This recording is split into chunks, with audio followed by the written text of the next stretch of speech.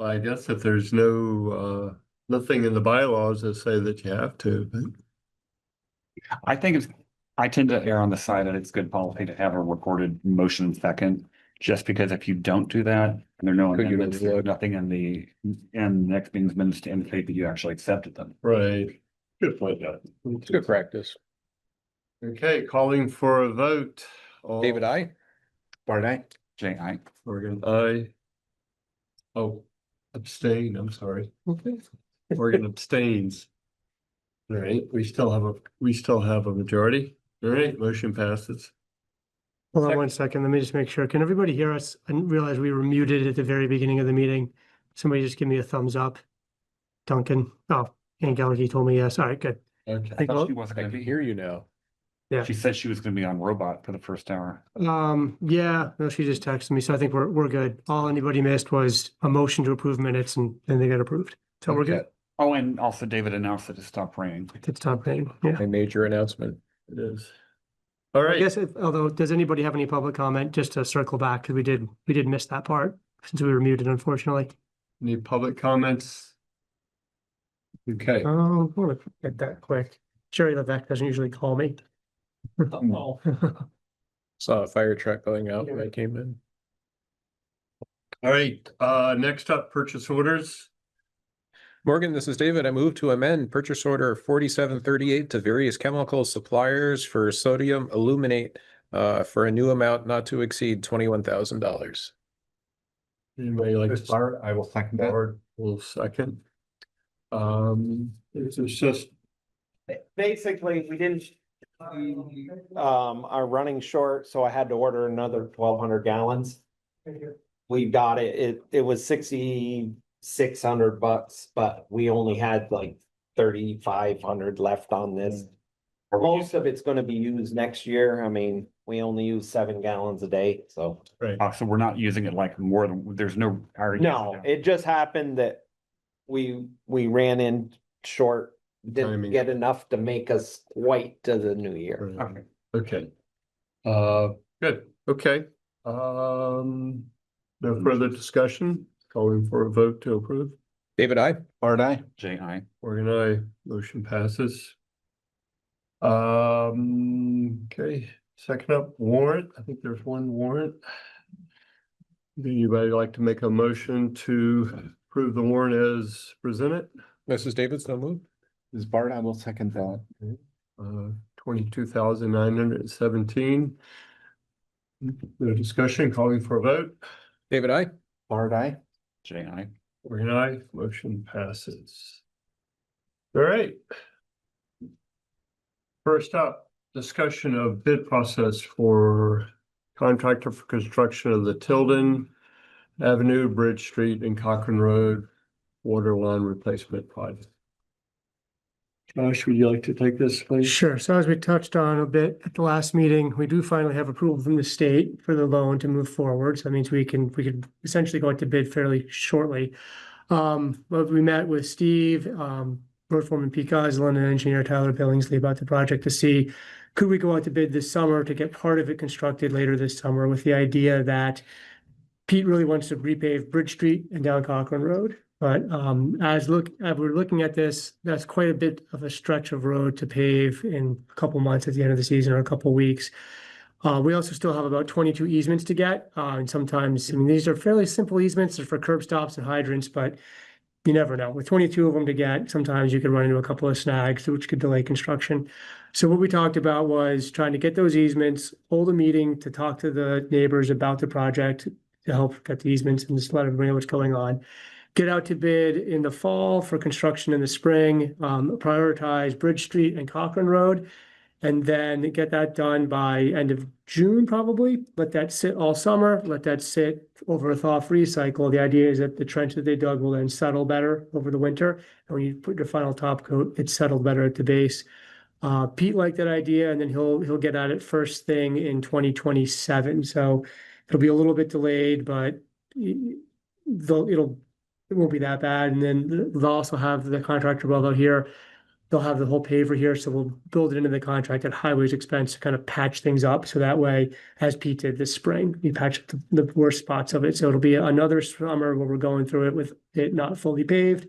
But I think this gives us the best chance of having pavement that's gonna last when we put it down. There was no way I foresaw being able to get under construction this fall Mhm. and get, especially going down Cochran Road and anticipating a lot of ledge.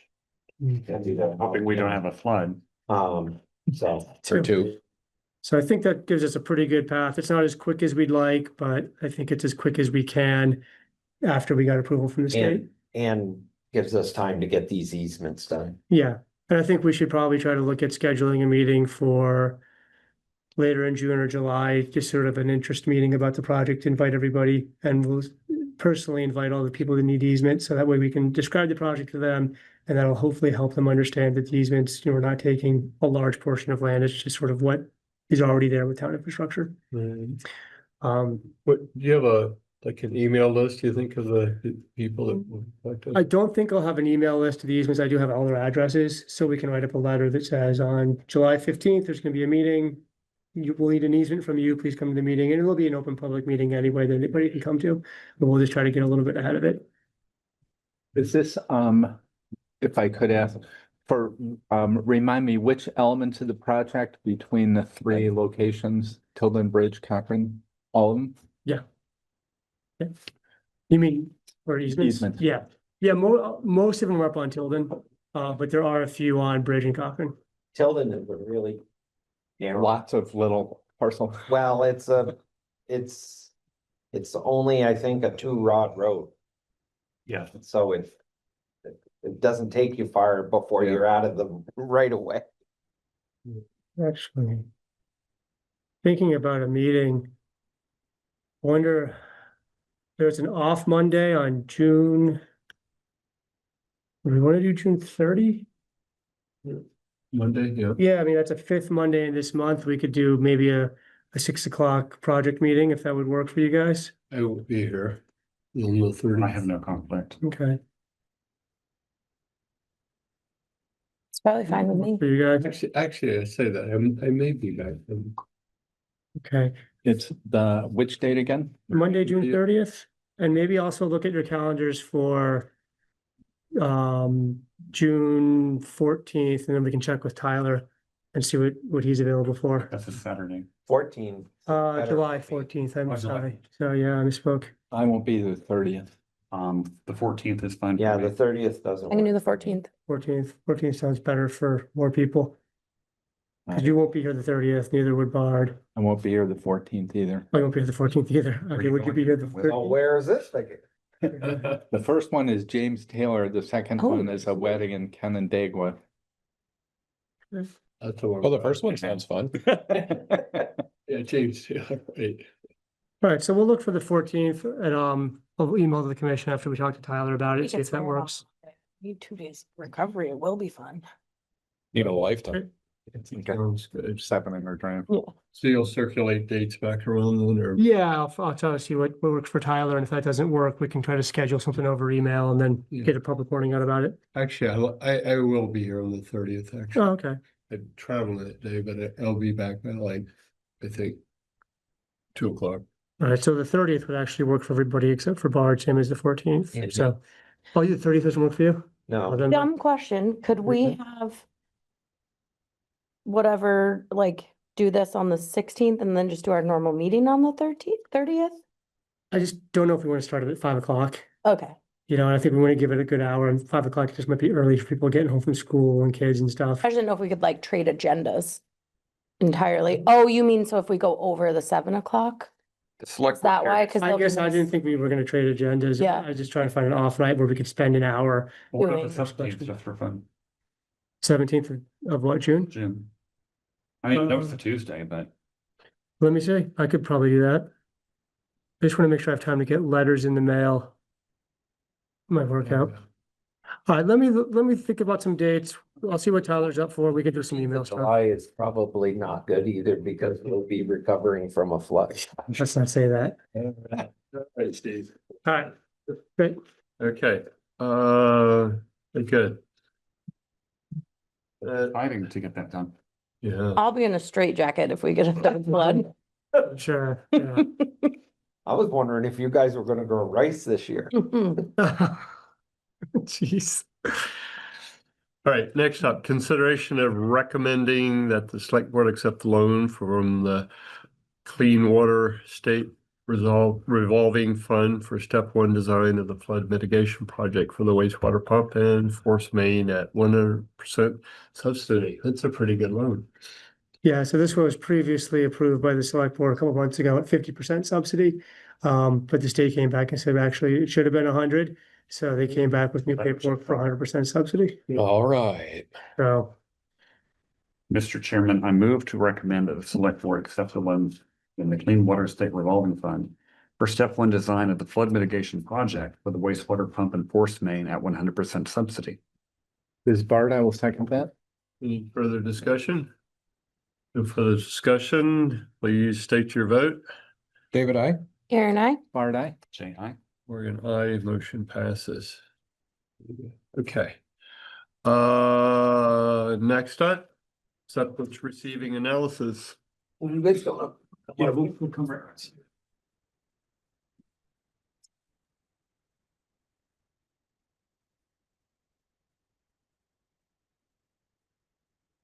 Welcome. Hey, good to see you again. Yeah. Yeah, do you need to introduce me? No, just make sure you just state your name, so, yeah. So I'm John Olin with Hoyle Tanner. Kirsten is not with us tonight, so she's in Japan right now, getting some well-deserved time off with her family, traveling around. So today I have Amy DeCola and Aiden Short, our engineers who put together the analysis and the memo and did a really great job, I think, summarizing based on historical data and working out, projecting ahead as well. So they're gonna talk through most of this and then we think it makes sense to go through the report, right? We'll kind of pan it up on the screen. We're not gonna go through word by word. We wouldn't do that too for what's 8 pages, 7 pages of study here, but and then open up for any questions at the end. Okay. Or if you want to ask questions as we go through too. So we're going to start with the historical portion of this, and that's Amy's going to kick it off for us.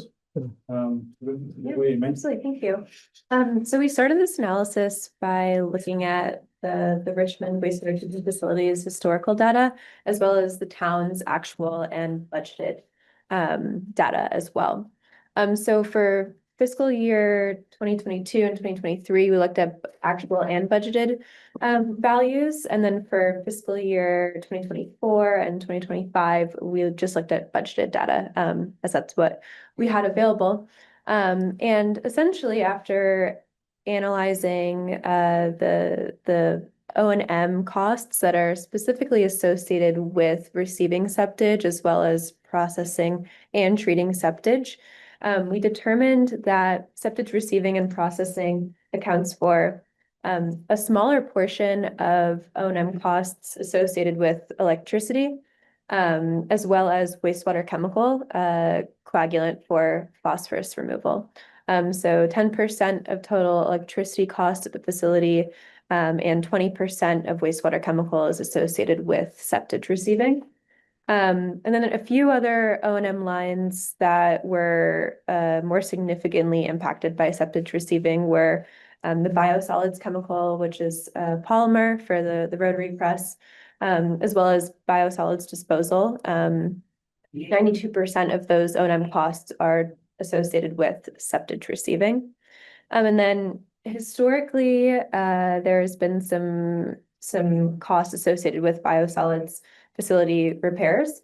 And to be particularly conservative in our analysis, we just assumed that 100% of the biosolids facility repairs historically have been associated with septage receiving.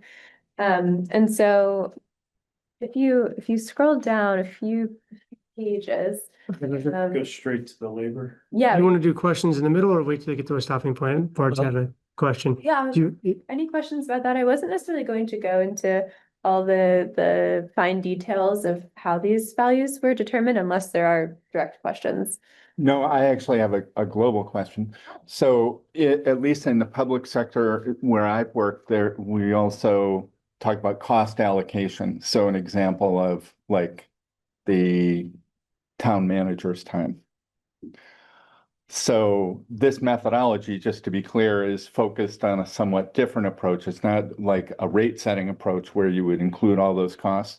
This is looking at those costs that could be specifically associated with septage, but doesn't, in a rate setting sense, look at those other costs that are also contributing to the cost of processing septage. Yeah, I think we very much didn't want to get into a rate setting analysis because the rates are largely determined by what you can get on the public market. Whereas what we were trying to understand of is for the plant to make a decision about moving forward and whether or not we should invest in septage receiving equipment and to process it here at the plant, what benefit does that bring to the users themselves? We're trying to help understand like how does it, what is the revenue and what are the expenses? So we really stay focused on that side of things. And hopefully that's what you need as a sort of mission to come away with. So in that sense, the only questions might be, is there anything missing, like water? Water usage. So in terms of water usage, we didn't necessarily dig particularly into water usage associated with septage receiving. If I were to like think of it off the top of my head, I would say there's likely water usage associated with the septage receiving equipment. And likely with dewatering, but that would likely be occurring regardless, because you'd have to dewater a sludge outside of just septage receiving. So right now, That's not- so, well, yes, right now, we've been really picky about our water usage down there. And if we switched, right now, the biggest water usage at the plant is our polymer system. Mhm. And that uses, on an average daily use, when we're running the press, we're operating 3,000 to 5,000 gallons Okay, a day. When we're not operating the press, we're at less than 1,000 gallons a day. okay, But in the grand scheme of things, Fournier now makes their polymer system does not use water. okay, So that could be eliminated in the future. okay. And then the only 2 other. to 4,000 is kind of substantial. Huh? 2 to 4,000 is pretty substantial.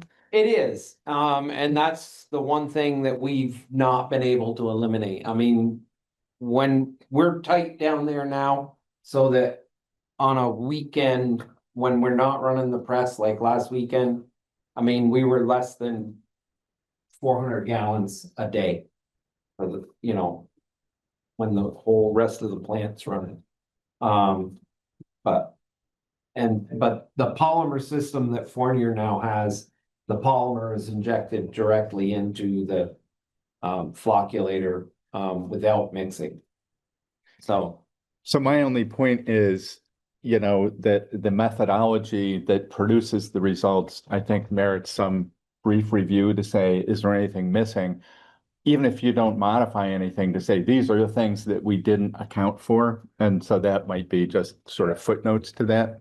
Yeah, I wrote down the town manager's time. So we did do the labor time that we could associate with, Yeah. With Steve and. Well, it's not just the town manager. That was an example. Oh, yeah, no. So it's the And the admin infrastructure. was another good one. If there's others too that you or others can think of that could be associated. but I think they were pretty fair on their labor costs associated with us down at the plant. That are specifically associated with septage. Yeah. But like an example, if you do something for the building, Mhm.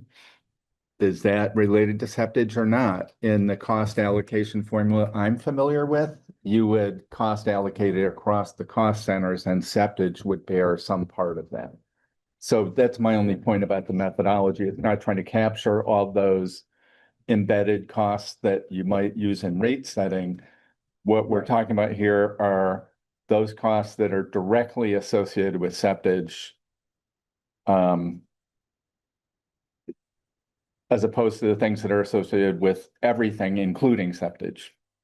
Yeah. Does Connie do the billing for the septage or do you guys do that? No, Connie does. And processes that, so like that That's time, part it might of be, that, and- yeah, it might be. Tallying, I mean, she just sends out the bills.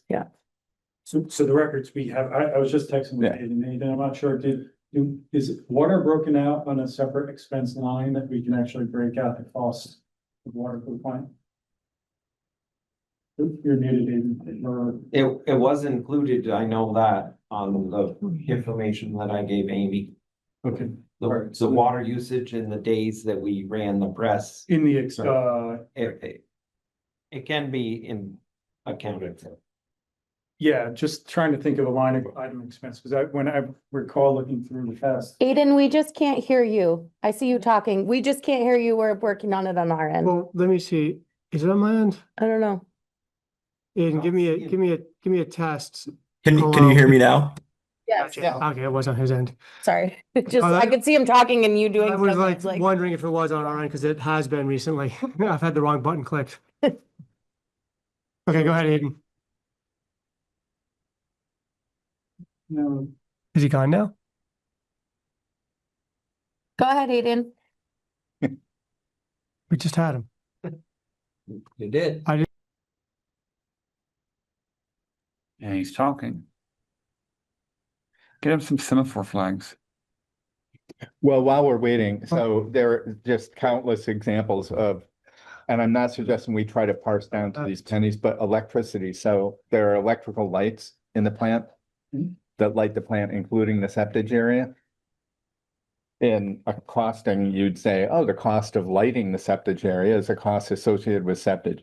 So I'm just gonna say there are things, I think we should be clear about what's in and what's out in terms of the methodology.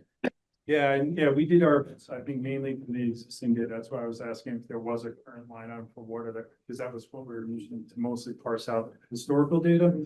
And there certainly is, I think we captured the largest item costs that we could get. Yeah. And if you want to finish, maybe going through Yeah, some sorry. work, we can come back to other comments or questions too. Sure. So, we did take in, specifically just talking about electricity, we did take into account the cost of items that are associated with septage receiving and other sludge. So for example, we took into account the rotary press and like the portion of time running the rotary press for septage as opposed to waste activated sludge. So there are like portions that were like more finely apportioned out for like the septage receiving portion of that piece of equipment. For example, like sludge transfer pumps, we calculated the run times of pumps throughout the day and then portioned out the volume of septage that was being pumped as opposed to WAS that was being pumped, if that's helpful. Amy, can you hear me now? Yes. Yep. Okay, I'm really sorry. My computer blocked my microphone on Zoom because we usually use Teams. So sorry about that. Sorry, you can continue, or I don't know if you still had that question for me. We'll continue. We'll get, it's good to have you on for when we get to your part of presenting. Awesome.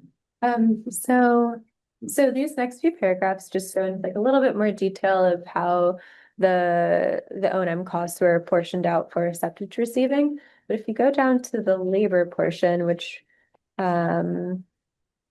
is right here. In chatting with Steve about septage receiving and dewatering operations at the plant, essentially we determined that about 13% of total labor is associated with septage receiving. And so this was the part where we took into labor at the facility. Again, we didn't necessarily look at labor in terms of like accounting for billing and such. However, with that being said, hopefully in the upgrade, the septage receiving equipment would be upgraded to have a more streamlined billing system, which could be helpful. Are there any other questions specifically about the O&M determination before I move on to the operations summary? Yep. Okay, so then we took a look at the apportioned O&M costs that was determined to be associated with septage receiving, to determine the net cost benefit of historically receiving septage. And essentially what we determined was a net cost benefit of septage receiving over the past few years of over $200,000 per year. So specifically, if we look at the fiscal year 2022 budget, taking into account septage receiving revenue and as well as the O&M costs associated with septage receiving, we determined about $218,000 in net cost benefit of historical septage receiving for that budgeted year. And then next what we did was we looked at, if you scroll down a little bit to table 2, we looked at essentially the budget deficit that would occur if septage receiving were not occurring over the past few years. And so taking into account the actual budget surplus as well as the historical net cost benefit of septage receiving, there was overall a budget deficit of about $88,000 for the budgeted fiscal year 2022. And essentially for each year, there was a budget deficit if septage was not being received during that time. That's the present level of septic. Right? Yeah, looking back. Yes, yeah, looking backwards. So looking at his historical septage receiving values, not what could happen in the future, just historically what was happening at each year. Right. Mhm. And then if you scroll down to the last table, what we last did was we estimated the user rate increase that would need to occur to either eliminate the hypothetical historic deficit as well as to maintain the budgeted surplus. And so these user rate increases are a little bit different for each year, but if we just look at the fiscal year 2022 budget, the first column, hypothetically, there would need to be a user rate increase of 25% to eliminate the deficit if there were no septage receiving. And differently, there would need to be a user rate increase of about 61% to maintain the surplus that was realized during fiscal year 2022. Yeah, just so I understand that, that's so that's to maintain the same amount that we bring forward each year for our reserves. Okay. Yes.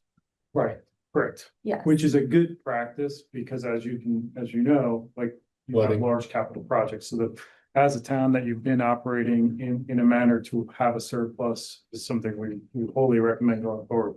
I will point out in the FY 24 and 25 budget years, that difference is due to there was a change in those budget years from previous years as to how much was being accounted for in those surpluses and how much was projected to be saved.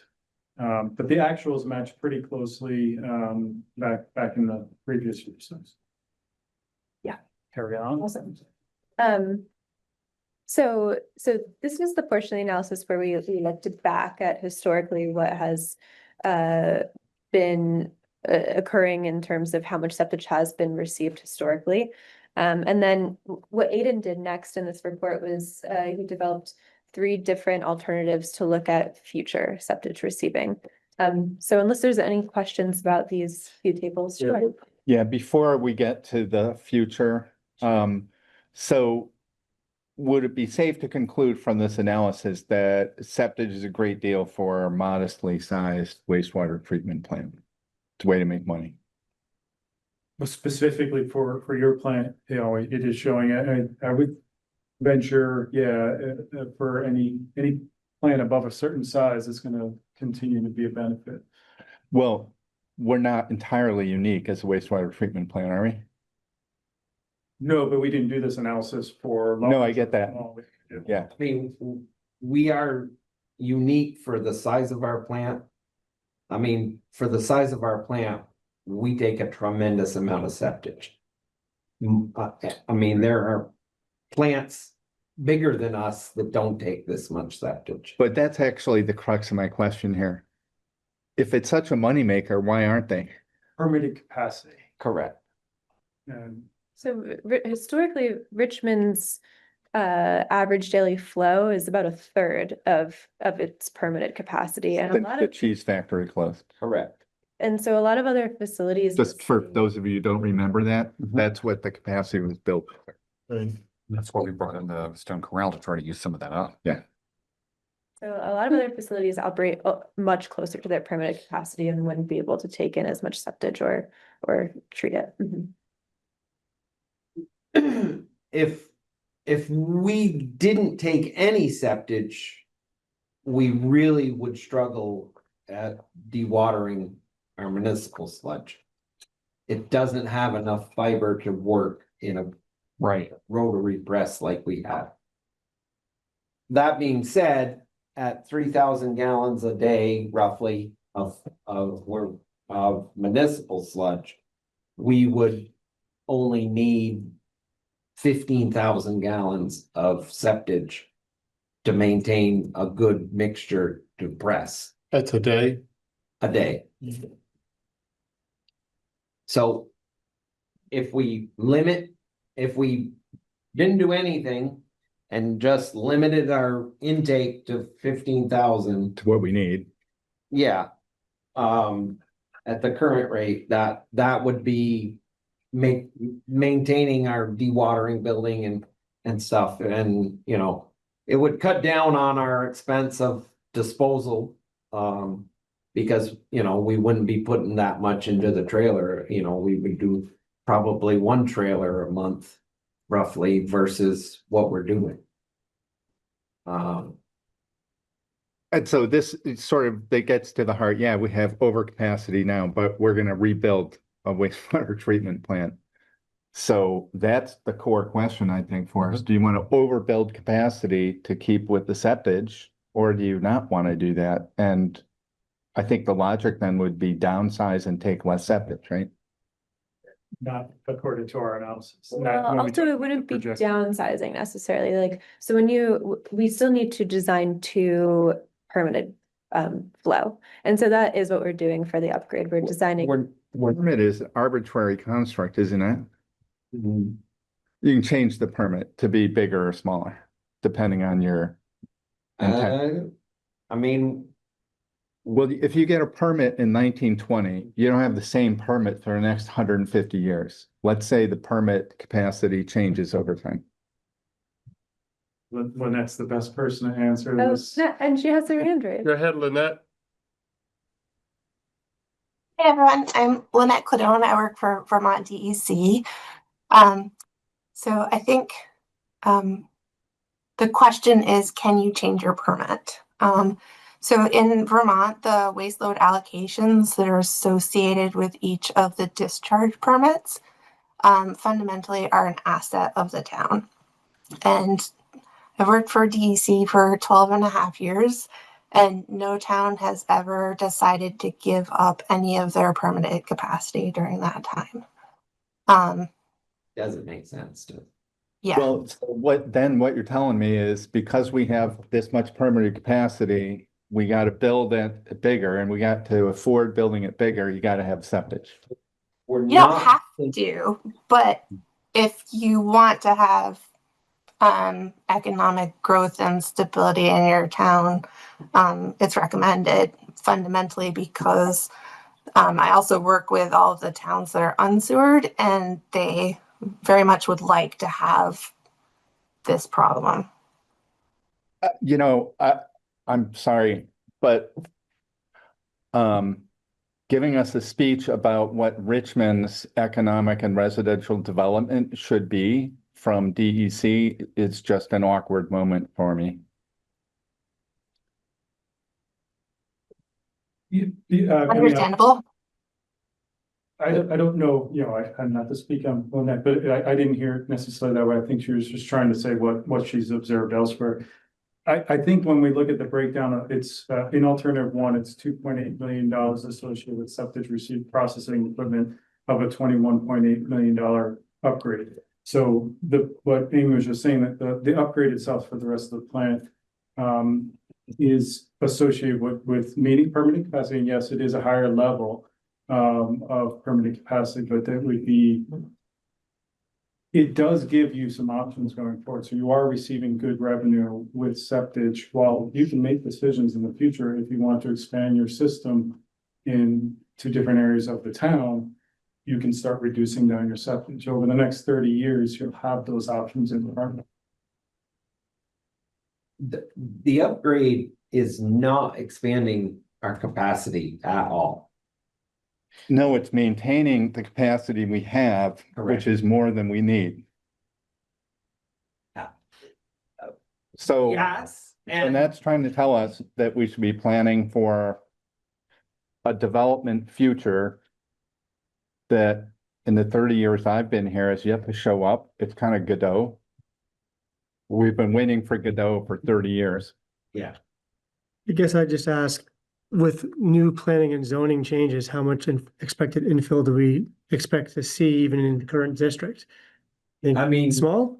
Yeah. I mean, even without going down the gateway, there's gonna be maybe 30, 40 more units I at thought- Buttermilk and then more around, there's more density availability. Yeah, so, but give me real numbers, Hmm. what that is, a percentage increase. It's nothing close to the excess capacity that we currently have.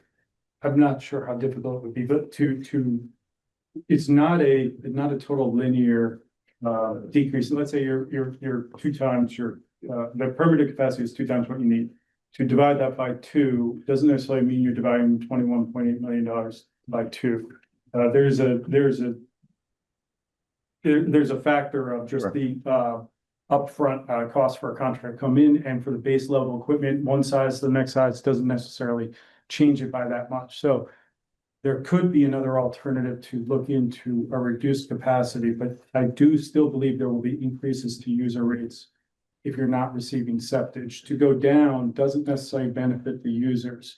It's gonna hurt to lose septage revenue, is what. So I'm just reacting to this because before any of this analysis, everybody thought it was a great idea for Richmond to keep taking lots of septage.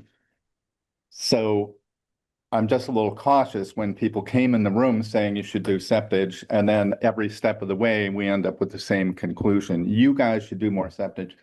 And honestly, if the state or somebody else wants to help pay for both septage capacity and the excess capacity that's used to treat septage as part of the rest of the plant, it's not just the 2.8 million. That's where I'm headed. Because demonstrably, for those of us who've been on this commission for a while, the ratepayers in Richmond are lower income than the average citizen in Richmond. It's the lowest group, You're right. income group in the town. And I'm hard pressed to justify, like, those people need to subsidize septage haulers because it's a good idea. Or maintain the capacity other than the 2.8 million, that those people will pay for that infrastructure to like make it viable to take septage. I'm debating both what we need and who's going to pay for it, Right. if that makes sense. Well, when we work with other towns as far as loan payback structures, often there's a mix of, and we haven't got to this part of the discussion. That's the next part, is to talk about how your loan payback and how do you go about doing that. There's usually a percentage of increase to the user rates, but then also a bonded amount that it comes out of tax base. So it could be 25% of the cost that gets spread through that, because everybody in town benefits from a functional wastewater treatment facility. I'm just saying this part, I'm sorry, I'm just saying this from what we've seen in other communities on how they do loan payback structures. That's great. But having been through these conversations over 15 years, I'm just going to bet you $10 that ain't going to happen in Richmond. That we'll get, it would pass a vote. I think, the point he's trying to make is when we go to vote on taking a $15 million loan out, the people that aren't on the system are gonna go, why in the hell are you putting me on the hook for it? And that's a major hurdle for us. It is in every town. I think part of the public outreach campaign, people need to understand that the value of your property is impacted by a functioning wastewater treatment facility that creates a vibrant downtown network. And that's part of what helps people understand that it's all of our duty to contribute towards a town's wastewater treatment facility. having been part of those conversations at several town meetings, It's David, gonna be a big jump. do you think that's like, what do you think? Well, there are two issues. The first is people come and vote it down who aren't on the water sewer district because they say, I'm not paying for that. And they're we not. do outreach and we explain that, no, you're not paying for that. This is borne by the water sewer users. That's not true. And we can talk until we're blue in the face, but they refuse to believe it. So that's the first hurdle. The second hurdle is it's a big sell to tell somebody who's not in the district that they benefit by having the plant serve the district. That's a big sell. So it sounds like there's some marketing to really happen here, There right? there definitely, and really, the decision lies with the town, it lies with you and with the select board to say, this is the path we want to take forward as far as how we do the loan payback. We can offer different scenarios and we can say why we think, from our experience, that we think it's best to be done this way. Or to give you talking points as to how it benefits everybody. But your town better than we do, and you know what's gonna work. It is possible to do it through the users. That just means you're gonna, even without septage at all, it's gonna be a significant investment for the users to have to pay back over the long term. And work with the DEC and work with WID towards doing some loan suppressment. But the day one that you have to start paying back a loan that's not currently in your expenses, it's a very large check that needs to be cut every year. So you all know this. I'm just saying that why we say that when the only reason I brought up the idea of a full tax base of everybody contributing is because that does bring in those septic users in town that are helping to contribute back into the capital investment. So they benefit directly by having a plant nearby that they get a cheaper cost for their truck to come and bring because it's closer to bring it to Richmond than it is to bring to South Burlington. But we don't get a cheaper cost because they're taking it. We live just probably. You get the a same cent- charge. no, It's the same charge for us, whether the septage people takes it here and there. We don't see it different. Like I watch the truck drive out and I can see it pull into the sewer treatment plant 3 minutes later. Like we don't get a reduced cost because it's going to With Richmond. less options for haulers and more distance for hauling, that will go up over time. It may not be immediate, it would take some time to reflect of where they need to send it to, but it would impact And, eventually. and I'm not buying it. well, I can say that I know of one of our haulers right now that is he has bought a press and is experimenting on dewatering his own. And Is it the one that's our top no, contributor located in Williston? no, Okay. it's not. But it's a matter of time before regional places get put up. The one thing I don't think we want to do is downsize our permitted capacity at the plant. I think that's a benefit to maintain.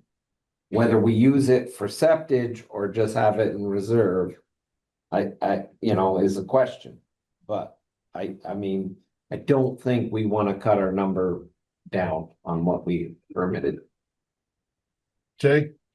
It's, if we have capacity for X and we only use Y, does the state come along at some point and say, well, why are you underusing? We're gonna cut you to Y? No, I don't see any reason to cut We it. You just just- don't have to utilize it. right, we just renewed the permit. And basically.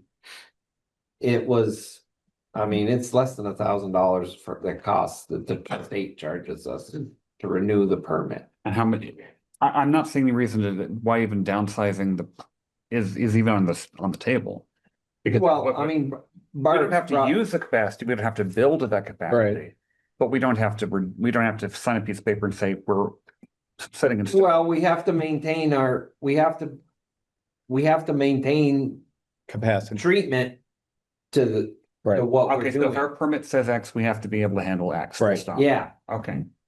Sorry, I was not understanding that. that's part of the daily testing and the BOD removal and TSS Okay. monitoring and everything. I'm just saying for a lot of our users, the people who remember this are aware that we built this for a cheese factory. It doesn't exist anymore.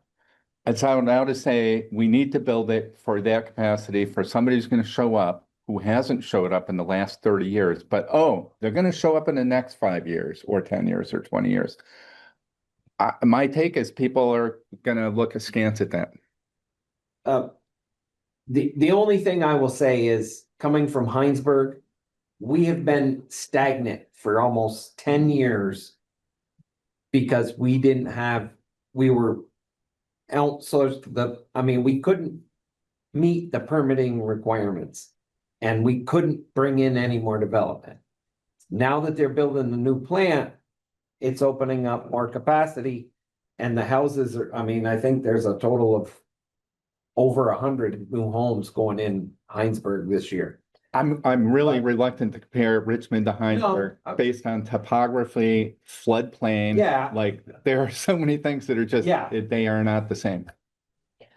Two questions that I have that coming from this discussion that I feel like would be important to have on this second draft would be what really is currently permitted, allowed, whatever. I know we're like talking about a little bit of new stuff with the zoning, but like what is realistic that we could do? You know, like I know the farm, I hate to say this, but like the farm is ag residential. Like if we ever decided to move to Montana, that would probably be your big driver. But like what is the real, you know, realistically buttermilk and a couple others would go in, but like what is the real big thing that could happen in terms of development that would be used compared to what we have now? So basically, under the new zoning regs, basically everything in Richmond could be doubled. Right. But so I guess my question is, so how would that impact the number that we have? You know, it goes from 200 units on the other side of the bridge to 600. Right. So what is the real total and comparable to what we're using now? And then my other question would be, you did mention like cutting it in half doesn't mean that it's half the cost, which I understand from what we do. And so my question to you also would be, if you reduced, what is the threshold that brings it down? Like if you priced out the machines for what it is now, if you went to the next lower capacity, and I'm not suggesting necessarily that we do that, but what is the real cost savings? Because it could be that you reduce the capacity by half and it still costs 3/4 of what we have now. So I would like some actual data on what that is, because there also might not be what we want for the in-between. Hear you on it. I do believe that would be possible. It'd be pretty fair amount of work to try to scale the project back, and I doubt you'd want to go exactly to your current, you know, what the current flows are. You want to leave a little bit of buffer, but we'd have to work with the town, identify what that is, and then it would be a bit more of a PER amendment to run another scenario for a smaller size plant, and then run the financials on no septic receiving. No, I'm just talking about that we're permitted for all that cheese plant. Right. Like what, if we did a little closer to the actual, like what you were saying, Right. what's the, You mean to what we're taking in now? well, because we are only taking, You're saying to look back at the preliminary engineering cost, total project cost estimate, and to rework that for a different flow, right? Right. I think so. Instead of upgrading. Yeah. for the And maybe we're not like getting down to the nuts and bolts, but like, Yeah. So alternative 3 is $19 million for the current plant at full permitted capacity, no septic. So this would be like a 3A, like a, you know, a smaller plant in the upgrade process, only upgrade to a different reduced threshold capacity. That's where we'd have to rework through the budget of the PER to see what is that 16 million, is it 15 million of that, you know, getting it back down to a scaled version.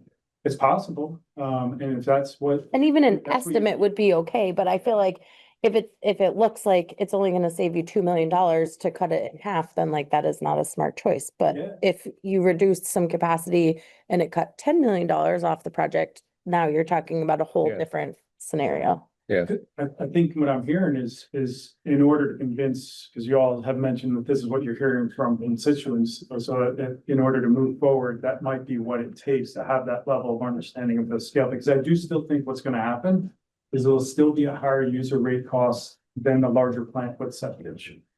I think it's worth having at least straw man. Yeah. An example, the voters not long ago voted down fixing up this building. Yeah. And this building needs a lot of work. It was too expensive. Less expensive than the treatment By- upgrade. $10 million. And everybody in town does own, this, Yeah. and they voted that one down. So question- that's a part of what's influencing my perspective here. And the question will be asked, and it should be asked, why are we spending this much to upgrade a facility that we're only using half of? I think we can we'll talk with Josh outside this, so you can try to make sure that we can do that in a way that again brings back the value to you all. Yeah, I think the other big part of how wastewater projects, wastewater plants get bond acceptance and bond approval from their constituents is largely by the cost of consequence of doing nothing. There really isn't an option of doing nothing. It's gonna be higher maintenance costs. It's gonna be if you have the target missed, if you have to pay penalty fees, it's added costs with no actual gain. Like you don't get that new equipment and better operation and lower energy savings and stuff like that. So typically at an age of a plant that you're at, that does help people see that, well, what is our option? You don't have great other options. Something needs to be done as a matter of law. I think you're right, and we should, in a straw model, that should be one, what are the costs of doing nothing? Yeah. Because there will be people who say, why do we have to do this? Why don't we just do nothing? Why can't you just use some duct tape? We try to tell you what, happens if we don't do anything. Yeah, But we will have to, because there will be people who say, oh my God, this is so expensive. We don't need to do all this. I've already heard that from people.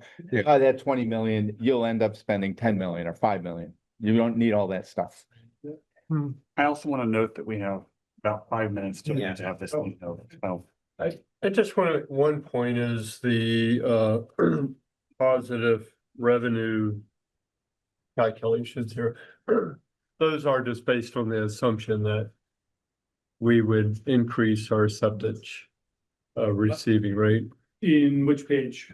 It would be on the first page of calculations. Is that true, Steve? That, well, you can see it as well right here, where you show the net cost benefit of This one. septage receiving. In table one, Table one. you're asking about the septage receipt revenue, that Right. way, where that's coming from?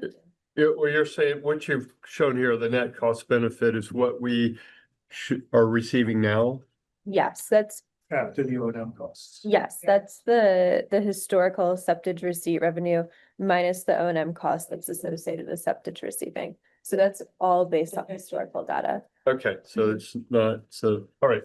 Yeah, thanks. At the end of the report is where we summarize the look ahead.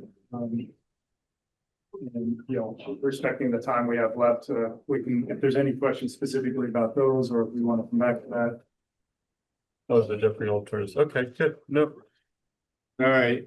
Sorry to cut everything short here. No, that's okay. Yeah, ultimately what, you know, and when that was on, but you know, right now the PER, the preliminary engineering report has not been finalized, approved by the VC, by Lennox Group. So what we, you know, part of this is coming to the preferred alternative that the town is moving forward, and that's getting to this resolution is to understand that. So sounds like we need to come back in for another meeting and bring that forward, and we'll keep working towards that. Bring your marketing person the next time. Or maybe you are the marketing. Well, at some point you will, our public outreach coordinator would get involved with the project. At this point, Kirsten would probably come on next month. Yeah. I'm keep working through those numbers with her. Thank you. Yeah. Thank you. Mr. Chairman. So just to be clear, Bert, what you're looking at is what do we have to do to maintain the plant operation at current capacity? Usage, Huh? current usage.